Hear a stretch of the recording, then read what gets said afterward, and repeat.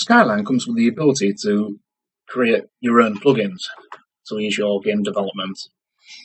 Under the plugins menu here, you see that there's some example ones for you to learn off, and you can edit your plugins, create a fresh plugin, run external scripts, lower scripts, which have your plugins on them, and they work off a Qt system, which is accessible through Lua and later on through C#. Now we're going to take the scatter entity plugin, which comes as default with Skyline, and we're going to see how this works.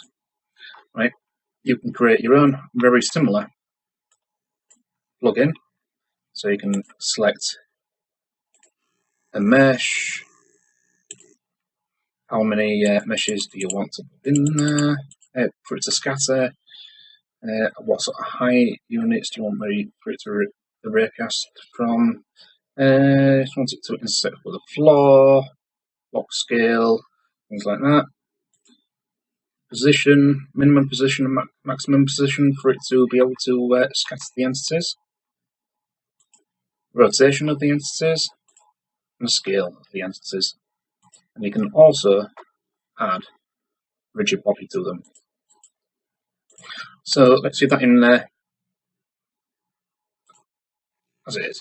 Right. So as you can see, it's scattered some meshes across the scene for us. Right. And it saved us having to pull them out of the asset library one by one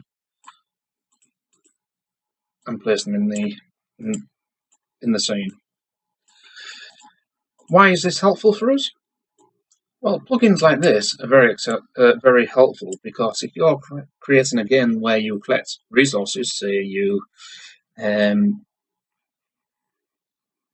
your pickaxe in your hand and you're hitting the rock and you're gaining so much stone or iron or whatever, then we can actually put this as a attribute of the actual mesh itself. So you could have an attribute here saying health, 100%. And when you're coding it, you can refer to the health.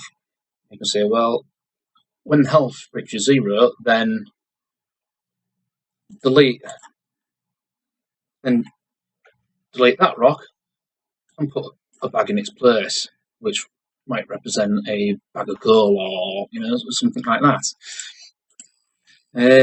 You can put any attributes you like in there, and you can interact with them through the scripts editor and using Lua, which is very, very helpful for us.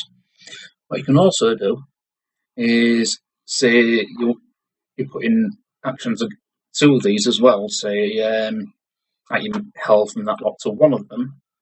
You can use presets, so you're going to load in the preset, add a rigid body to it or whatever, set your positions, rotation, scales, and how many you want to put in there, you want to scatter, and you can go across an area and fill an area very, very quickly. So this is just one way of using the plugin system to help streamline your development of your game through Skyline.